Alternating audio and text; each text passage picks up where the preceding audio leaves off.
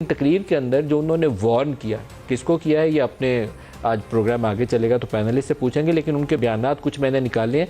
कुछ बयानात बहुत ख़तरनाक, हद तक ख़तरनाक है। जैसे वो ये पहला ही बयान है कि ख़बरदार कर रहा हूँ, वो सुनिए किसको कह रहे हैं। इंशाल्लाह ये भी पूरा करेगी, अगली भी टर्म पूरी करेगी ये हमारी पार्टी, अगली टर्म भी। ये भी आज मैं आपको कह रहा हूँ, ख़बरदार करना चाहता हूँ, अगर मैं गवर्नमेंट से बाहर निकल गया मैं आपके लिए ज़्यादा ख़तरनाक हूँ। अभी तक तो मैं चुप करके या ऑफिस में बैठा होता हूँ और तमाशे देख रहा होता हूँ। मैं अगर सड़कों पे निकला है ना तो आपके लिए छुपने की जगह नहीं होगी। अगर मैं सड़कों पे निकल आया तो आपके लिए छुपने की जगह नहीं होगी। आज से तकरीबन 1 साल पहले कमोबेश कौमी असम्बली में एक मौके के ऊपर प्राइम मिनिस्टर ने अपने मुंह से -1 का तज़किरा किया था।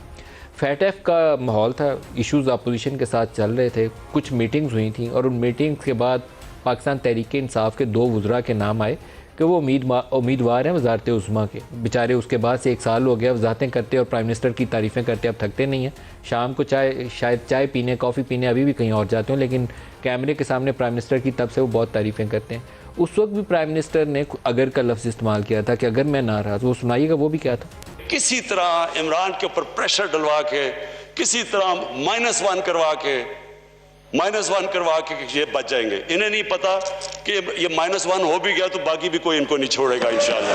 कि अगर -1 हो भी गया तो कोई और भी इनको नहीं छोड़ेगा। आप कहते हैं कि अगर मुझे निकाल दिया फिर भी बड़ा ख़तरनाक। तो ये मामला है क्या? कुछ ऐसी खिचड़ी पक रही है जो हमें समझ नहीं आ रही।